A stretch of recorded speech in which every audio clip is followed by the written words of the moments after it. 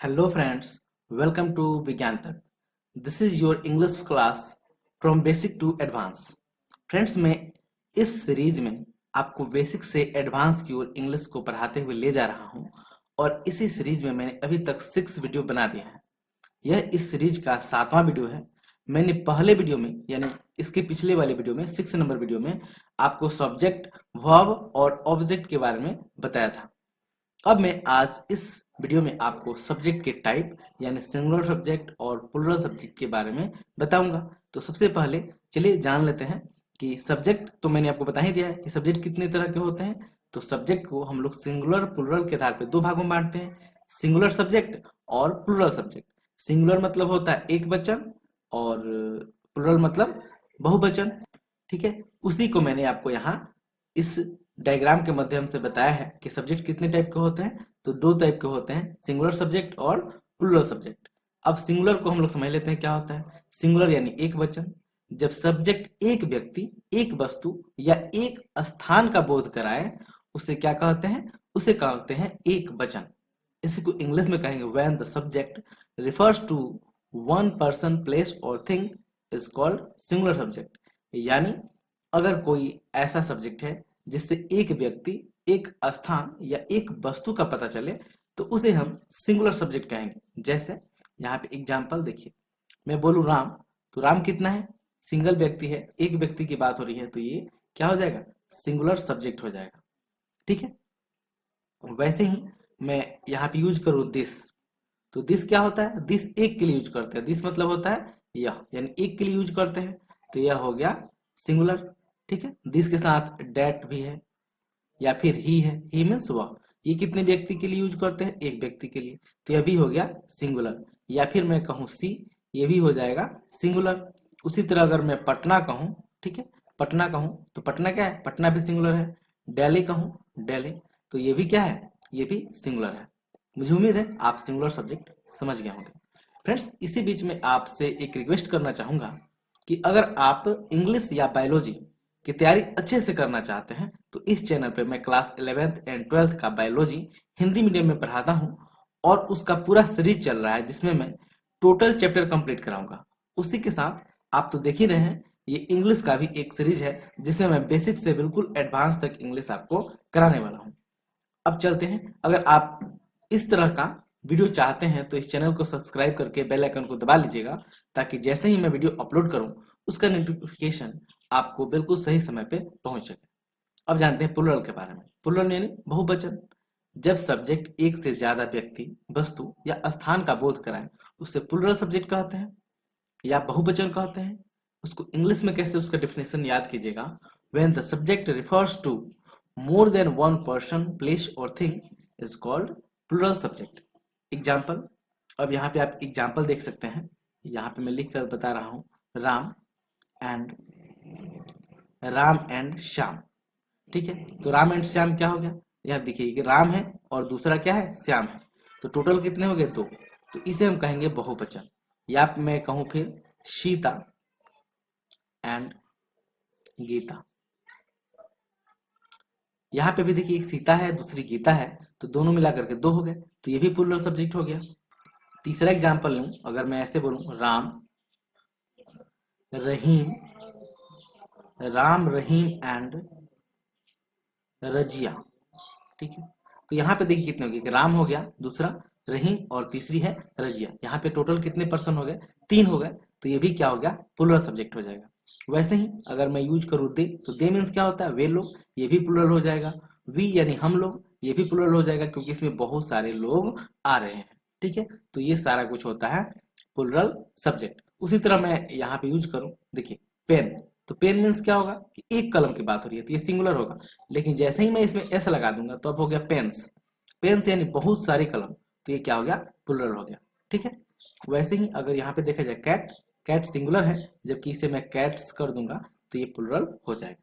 अब यहाँ पे कुछ एग्जाम्पल दिया गया है, देखिए सिंगुलर के एग्जाम्पल, जैसे Ram, Shyam, sky, this, that, it, pen, ये सभी क्या है, सिंगुलर सब्जेक्ट है। उसका हिंदी आप यहाँ पे जान ही सकते हैं, ये तो जानते ही होंगे आप, बहुत आसान है। दूसरा ऐसे ही प्लूरल का एग्जाम्पल है, देखिए Ram and Shyam, people, people means लोग होता है, ये भी प्लुरल है। ऐसे ही क्राउड, क्राउड मीन्स भी भीड़ होता है, इसमें भी बहुत सारे लोग होते हैं, तो ये भी क्या है, प्लुरल है। दीज यानी ये या ये सब होता है, ये सब क्या है, ये भी देखिए प्लुरल है, बहुत ज्यादा होता है। वैसे ही दोज होता है, ये भी प्लुरल सब्जेक्ट होता है। ठीक है, तो आप समझ गए कि सिंगुलर और प्लुरल सब्जेक्ट क्या होते हैं। ठीक है, जब अकेले रहेगा, एक वस्तु हो, व्यक्ति हो या स्थान हो, तो उसे सिंगुलर कहेंगे। एक से ज्यादा है, एक दो तीन चार या 10 20 हजार लाख कितना हो, तो उसे हम प्लुरल कहेंगे। ठीक है, चलिए अब इसके साथ ही आगे बढ़ते हैं और जानते हैं हम लोग पर्सन के बारे में। ठीक है, पर्सन, तो देखिए पर्सन कितने तरह के होते हैं, तो पर्सन टोटल 3 तरह के होता है। ठीक है, पर्सन कितने तरह के होते हैं, 3 तरह के होते हैं। फर्स्ट पर्सन, सेकंड पर्सन और थर्ड पर्सन, तीनों के बारे में आपको बताऊंगा और समझाऊंगा। और देखिए जो फर्स्ट पर्सन, सेकंड पर्सन और थर्ड पर्सन होते हैं, तीनों के सिंगुलर तथा प्लुरल भी होते हैं। जैसे फर्स्ट पर्सन, तो फर्स्ट पर्सन हम लोग किसे कहेंगे। अच्छा, पर्सन कितने होते हैं, मतलब पर्सन का हिंदी क्या होता है, तो पर्सन को हम लोग क्या कहते हैं, पुरुष। आपने पढ़ा भी होगा हिंदी में, प्रथम पुरुष, मध्यम पुरुष, उत्तम पुरुष, ये सब आपने पढ़ा होगा, उसी को हम लोग यहाँ इंग्लिश में जानेंगे। ठीक है, तो सबसे पहले जानते हैं फर्स्ट पर्सन यानी प्रथम पुरुष। ये क्या होता है, speakers are called first person, यानी जो बोलने वाला होता है उसे फर्स्ट पर्सन कहते हैं। जैसे मैं बोल रहा हूँ, या फिर कहूँ मैं पढ़ा रहा हूँ, या फिर कहूँ मैं लिख रहा हूँ, या मैं आपको समझा रहा हूँ। तो इसमें जितना बार मैं आ रहा है, वास्तव में मैं क्या हूँ, तो मैं हूँ फर्स्ट पर्सन। ठीक है, तो मैं क्या हो गया, फर्स्ट पर्सन हो गया। वैसे ही कहूँ कि हम लोग बायोलॉजी पढ़ाते हैं, या हम लोग इसी गांव में रहते हैं, हम लोग इन शहरों को जानते हैं, हम लोग इन शहरों के व्यक्तियों से परिचित हैं, तो जितना आ रहा है हम लोग या फिर मैं, तो ये देखिए सभी बोलने वाले हैं। जैसे हम लोग इसी शहर में रहते हैं, तो यहाँ बोलने वाले कौन है, हम लोग। मैं आपको समझा रहा हूँ, बोलने वाला कौन है, मैं। तो यानी मैं का इंग्लिश आई और हम या हम लोग का इंग्लिश वी, ये दोनों क्या होता है, ये दोनों फर्स्ट पर्सन है। अब चूंकि मैं अकेला है तो ये हो जाएगा सिंगुलर, और वी मतलब बहुत सारे लोग होते हैं तो ये हो जाएगा प्लुरल। ठीक है, तो फर्स्ट पर्सन के जो सिंगुलर होता है वो है आई, और जो प्लुरल होता है वो है वी। अब बढ़ते हैं दूसरा यानी सेकेंड पर्सन के बारे में। तो सेकेंड पर्सन किसे कहेंगे, listeners are called second person, यानी सुनने वाले को, यानी श्रोता को, सुनने वाले को सेकेंड पर्सन कहते हैं, यानी जो सुनता है उसे ही सेकेंड पर्सन कहेंगे। ठीक है, अब कौन सुन रहा है, तो देखिए जितना मैं बोल रहा हूं वो सभी आप ही तो सुन रहे हैं, यानी सुनने वाला कौन हो गया, आप। और आपको इंग्लिश में क्या कहते हैं, यू। या फिर कहूं कौन सुन रहा है, तो तुमको भी इंग्लिश में कहते हैं यू। वैसे ही अगर आप लोग जो सुन रहे हैं, आप 2 की संख्या में हो, 4 की संख्या में हो, या 10 की संख्या में हो, तो अगर एक से ज्यादा है तो मैं क्या कहूंगा, तुम लोग, या फिर कहूंगा आप लोग। तो तुम लोग का भी इंग्लिश भी होता है यू, और आप लोगों का इंग्लिश भी होता है यू। यानी यू मीन्स होता है तुम, आप, तुम लोग और आप लोग, चारों का यू ही होता है। यानी इंग्लिश में सेकेंड पर्सन केवल यू होता है। ठीक है, केवल यू है वो सेकेंड पर्सन है, आई और वी फर्स्ट पर्सन है। चलिए अब जानते हैं थर्ड पर्सन के बारे में। थर्ड पर्सन कौन होता है, द पर्सन और people being spoken about is called third person, यानी वैसे व्यक्ति जिनके बारे में बात की जाती है उन्हें हम थर्ड पर्सन कहते हैं। ठीक है, या जिनके बारे में बात की जाती है उन्हें क्या कहते हैं, थर्ड पर्सन। जैसे एग्जाम्पल में है, वह है, दे है, सी है, या फिर वो राम हो गया, सीता हो गई, गीता हो गई, ये सभी थर्ड पर्सन में आते हैं। कैसे पहचानेंगे थर्ड पर्सन को, जैसे एक एग्जाम्पल से बताता हूं मैं आपको। अगर मैं आपसे कहूं कि मैं राम को जानता हूं, या फिर ऐसे बोलूं कि सीता एक अच्छी गायिका है, या फिर कहूं कि रहीम एक अच्छा खिलाड़ी है, तो इसमें देखिए राम, सीता और रहीम जितना बार आ रहा है, तो न तो मैं राम, सीता या रहीम हूं, न ही आप राम, सीता या रहीम है, न मैं हूं न आप है, वो कौन है, कोई तीसरा व्यक्ति है। न मैं हूं न आप है, कोई तीसरा व्यक्ति है। तो जो तीसरा व्यक्ति हो, वस्तु हो या कुछ भी हो, उसे हम थर्ड पर्सन कहते हैं। ठीक है, जैसे पटना एक अच्छा शहर है। अब देखिए पटना न आप है न पटना मैं हूं, पटना क्या है, दूसरा कोई, बस दूसरा कोई स्थान है, तो क्या हो गया, थर्ड पर्सन हो गया। ठीक है, तो ऐसे ही वह है, या मतलब पुरुष के लिए ही लगता है वह के लिए, और स्त्रीलिंग के लिए सी, वैसे ही वे या वे लोग के लिए दे लगता है, तो ही सी दे, ऐसे ही इट होता है, या फिर दिस डैट दीज दोज, ये सभी क्या होते हैं, ये सभी थर्ड पर्सन में आते हैं।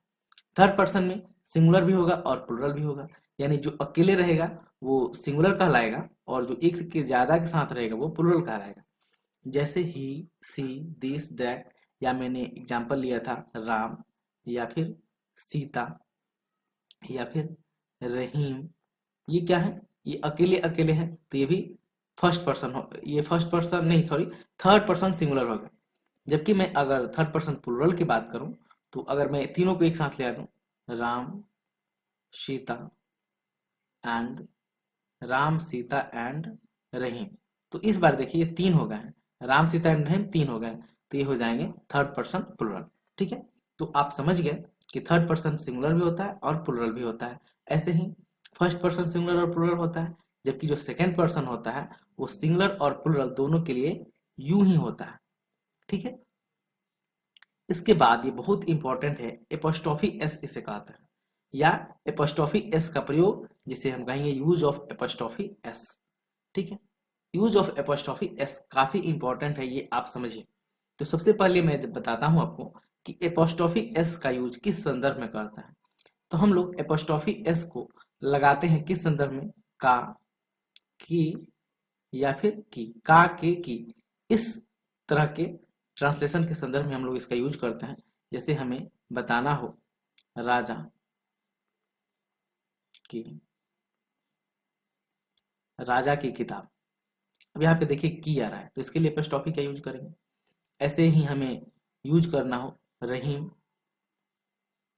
सॉरी, रहीम का घर, रहीम का घर, या फिर मैं कहूं रजिया की कलम। ठीक है, रजिया का कलम होना चाहिए यहाँ पे, रजिया का कलम। ठीक है, और ठीक है, इसको पहले हम लोग ट्रांसलेट करते हैं। तो ये क्या के लिए क्या लगाते हैं हम लोग, एपोस्ट्रोफी लगाते हैं, एपोस्ट्रोफी एस। एपोस्ट्रोफी कभी एस के साथ लगता है, कभी केवल एपोस्ट्रोफी लगता है, इसको आप अच्छे से समझिएगा। तो राजा की किताब के लिए ट्रांसलेशन क्या होगा, इसको कैसे ट्रांसलेट करेंगे, राजा का तो लिख देंगे राजा, ठीक है, और की के लिए क्या लगाते हैं, वही लगाएंगे एपोस्ट्रोफी एस, तो हो जाएगा राजाज, और बुक का बुक, राजाज बुक। वैसे ही रहीम का घर, तो क्या लिखा जाएगा, रहीम्स, रहीम्स हाउस। ठीक है, रजिया का कलम, तो लिखा जाएगा रजियाज, और कलम का क्या हो जाएगा, पेन, रजियाज पेन। ये सिंपल रूल हो गया। लेकिन क्या का की के लिए केवल एपोस्ट्रोफी ऐसे लगाते हैं, नहीं, इसके लिए हम लोग ऑफ का भी यूज करते हैं। किसका, ऑफ का। कैसे ऑफ का यूज करेंगे, उसको थोड़ा दूसरी तरह से यूज करते हैं। जैसे इसको मैं ऑफ की तरफ से ट्रांसलेट करके दिखाता हूं। जैसे हमें बनाना है राजा की किताब, तो ऑफ लगाने के लिए क्या करना पड़ता है, हमें इसको बदलना पड़ता है, यानी किताब का इंग्लिश पहले लगाएंगे और राजा का बाद में, और पहले वाला के साथ द लगाएंगे। जैसे द द बुक ऑफ राजा, यानी हो गया राजा की किताब। इसको भी ऐसे ही बनाना होगा, तो हमें घर का पहले लगाना होगा और रहीम को बाद में, ऑफ के लिए यहीं पे का के लिए ऑफ लगा देंगे, तो घर का क्या होगा, हाउस। क्या होता है ये, हाउस। लेकिन ध्यान रखिए इससे पहले आपको द लगाना है, तो द हाउस ऑफ रहीम, इसका क्या ट्रांसलेशन होगा, द हाउस ऑफ रहीम। ऐसे ही रजिया का कलम का बनाएंगे, तो क्या हो जाएगा, कलम क्या क्या होता है जी, पेन, लेकिन इससे पहले आपको द भी लगाना है, तो द पेन ऑफ रजिया। ठीक है, तो आप दोनों तरह से इस तरह के ट्रांसलेशन को बना सकते हैं। क्या दोनों सेम है, बिल्कुल सेम है, या फिर दोनों में कुछ अंतर भी है, तो देखिए ऐसे तो देखा जाए तो दोनों बिल्कुल सेम है, लेकिन दोनों में माइनर सा डिफरेंस होता है कि अगर आप राजा की किताब के लिए ऐसे लिखते हैं राजाज बुक, यानी यहाँ पे आप इंपॉर्टेंस दे रहे हैं राजा को, कि यानी राजा की किताब है। लेकिन अगर आप बोलते हैं द बुक ऑफ राजा, तो आप यहाँ पे इंपॉर्टेंस यानी ज्यादा वैल्यू दे रहे हैं बुक को, यानी आप यहाँ बुक को ज्यादा महत्व दे रहे हैं, जबकि इस तरह से बनाते हैं तो राजा को ज्यादा महत्व देते हैं। जैसे रहीम का घर, ठीक है, तो आप रहीम को ज़्यादा तवज्जो दे रहे हैं, ज़्यादा ध्यान दे रहे हैं, जबकि ऐसे बनाते हैं द हाउस ऑफ रहीम, यानी आप घर को ज़्यादा वैल्यू दे रहे हैं। ठीक है, तो इस तरह से इसका यूज कर सकते हैं। इसके अलावा एक चीज और ध्यान देने वाली बात है कि हमेशा ये एपोस्ट्रोफी एस ये एपोस्ट्रोफी के साथ नहीं लगाता है, कभी कभी केवल एपोस्ट्रोफी को भी लगाया जाता है। ठीक है, दूसरी ध्यान देने वाली बात यह है कि हम लोग एपोस्ट्रोफी एस का यूज जनरली सजीव वस्तुओं के लिए करते हैं। ठीक है, अब सजीव वस्तुएं कौन सी है, तो सजीव वस्तु जितने जानवर हैं, मनुष्य हैं या फिर पेड़ पौधे हैं, ये सभी सजीव वस्तुएं हैं। पेड़ पौधे भी सजीव हैं, आप जानते ही होंगे कि पेड़ पौधे भी सजीव होते हैं, क्योंकि उनमें भी वृद्धि होती है, प्रजनन होता है, श्वसन होता है, वे अपना भोजन बनाते हैं। तो पेड़ पौधे क्या होते हैं, सजीव होते हैं। ठीक है, अगर हमें कहना हो कलम का ढक्कन, कलम कलम का ढक्कन, ठीक है, कलम का ढक्कन, तो इसे हम लोग ऐसे नहीं ट्रांसलेट करते हैं पेंस कैप, ऐसे नहीं इसको ट्रांसलेट करेंगे पेंस कैप। क्यों, क्योंकि यहाँ पे देखिए दोनों निर्जीव वस्तुएं हैं, कलम भी है निर्जीव और ढक्कन भी है निर्जीव। इसको बनाएंगे कैसे, द ढक्कन का क्या होगा, द कैप ऑफ, और कलम का बनाएंगे pen, the cap of pen. ठीक है, वैसे ही हमें दूसरा बनाना हो कि किताब का कवर, किताब का कवर या किताब का जिल्द कवर को कहते हैं, तो आप ऐसे नहीं बना सकते हैं, बुक्स कवर नहीं लिखेगा। आप क्या लिखेंगे, ये सही तरीका नहीं है। आप सही तरीके से कैसे बनाएंगे, आप लिखेंगे द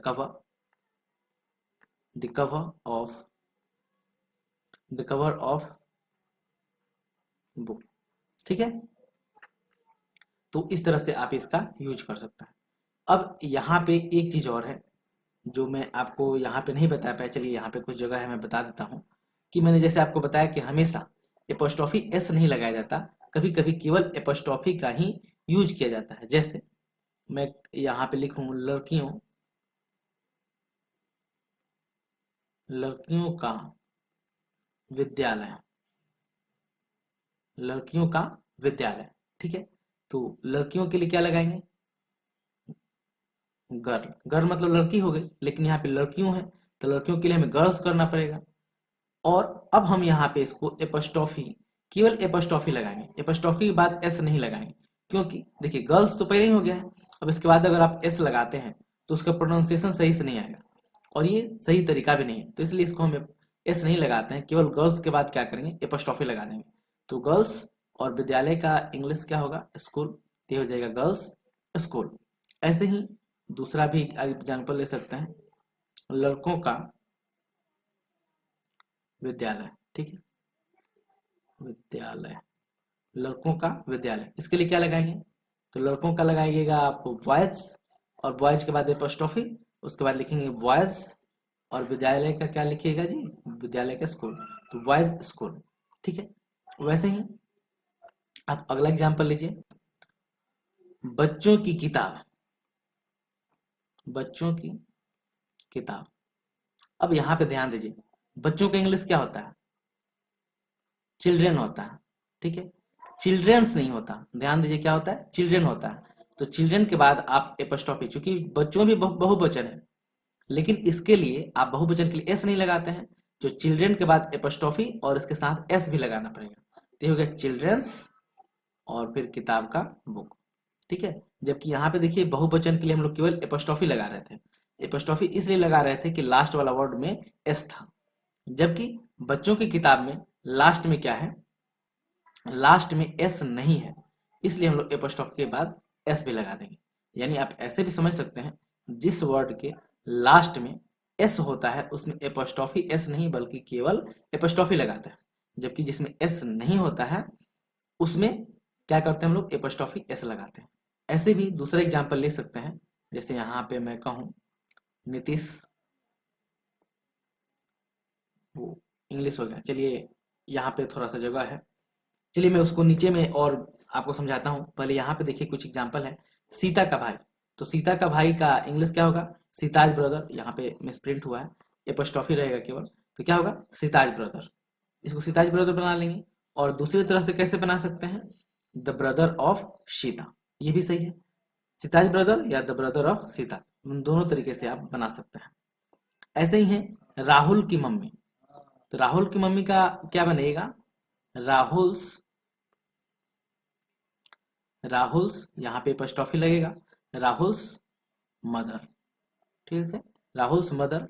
और यहाँ पे क्या लिख सकते हैं, इस तरह से बनाना हो तो the mother of, the mother of Rahul. ऐसे ही लड़की का भाई, लड़की का भाई, तो इसके लिए क्या बनेगा, girls, girls brother, girls brother.